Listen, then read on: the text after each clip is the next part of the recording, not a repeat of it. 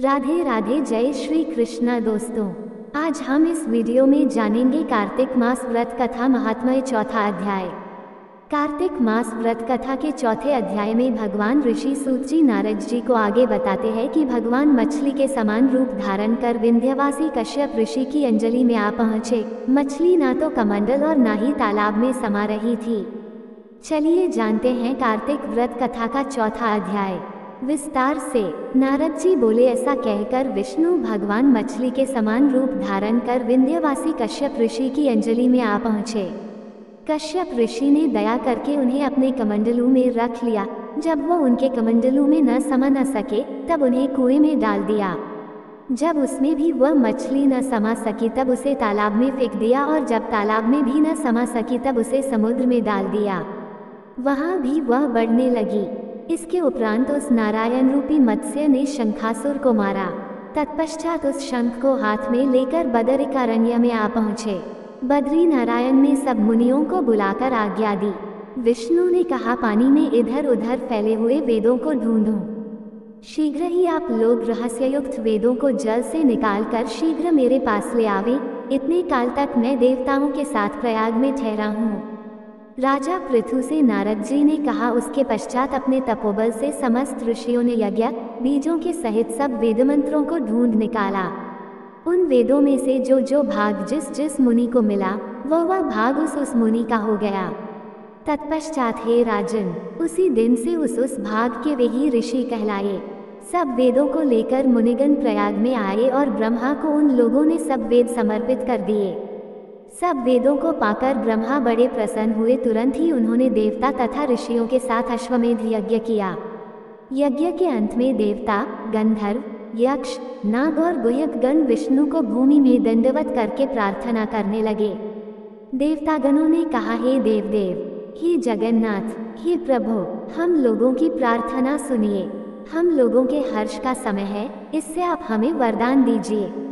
इस स्थान में नष्ट हुए वेद पुनः ब्रह्मा को मिले हैं। हे लक्ष्मीपते, आपकी अनुकंपा से हम लोगों को यज्ञ का भाग भी यहाँ मिला है, इसलिए ये स्थान आपके प्रसाद से आज से पृथ्वी भर में सर्वप्रधान, पुण्य को बढ़ाने वाला, मुक्ति और भुक्ति को देने वाला होवे। ब्रह्महत्यादिक महान पापों का नाश करने वाला आज का ये समय भी परम पवित्र और अक्षय फलदाता हो, ऐसा वरदान हम लोगों को दीजिए। श्री विष्णु भगवान ने कहा, आप लोगों ने जो कुछ कहा वही हमारा भी ध्येय है। जैसा आप लोगों ने मुझसे कहा है वैसा ही यह ब्रह्म क्षेत्र जगत प्रसिद्ध होगा।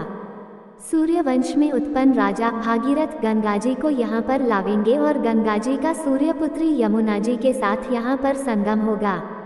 आप लोगों तथा समस्त ब्रह्मादिक देवताओं के साथ मैं भी यहीं पर रहूँगा और यह स्थल तीर्थराज के नाम से प्रसिद्ध होगा।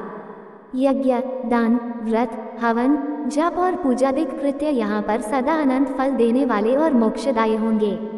7 जन्मों के लिए हुए ब्रह्महत्यादि महापाप भी इस तीर्थराज के दर्शन मात्र से उसी समय नष्ट हो जाएंगे। जो बुद्धिमान मनुष्य मेरे सन्निकट तीर्थराज में शरीर त्याग करेंगे वे मेरे ही शरीर में मिल जाएंगे, फिर उनका पुनः जन्म नहीं होगा। जो प्राणी यहाँ अपने पितरों के उद्देश्य से श्राद्ध करेंगे उनके पितर साक्षात मेरे समान रूप वाले हो जाएंगे। ये समय भी समस्त प्राणियों को महापुण्य फल देने वाला होगा। जो लोग इस तीर्थराज में मकर राशि के सूर्य माघ में स्नान करेंगे उनके समस्त पाप विनष्ट हो जाएंगे। मकर की संक्रांति होने पर माघ मास में प्रातःकाल स्नान करने वालों के केवल दर्शन मात्र से सब पाप विनष्ट हो जाते हैं, जैसे सूर्य के तेज से अंधकार का नाश हो जाता है। माघ के महीने में मकर की संक्रांति के होने पर स्नान करने वाले प्राणियों को मैं सालोक्य अपना लोक सामीप्य अपने समक्ष सारूप्य अपना सारूप इन तीनों मुक्तियों को प्रदान करता हूँ। हे मुनिवर्या, आप लोग मेरे शब्दों को सुनिए। मैं सर्वत्र व्याप्त रहता हुआ सर्वदा बदरिकारण्य में निवास करता हूँ। अन्यथा सैकड़ों वर्ष तप करने पर जो फल प्राप्त होता है वही फल यहाँ एक दिन में मिल जाएगा। जो महानुभाव मेरे उस स्थान बद्रिकाश्रम का दर्शन करेंगे वे जीवन मुक्त हो जाएंगे और उनके समस्त पाप नष्ट हो जाएंगे।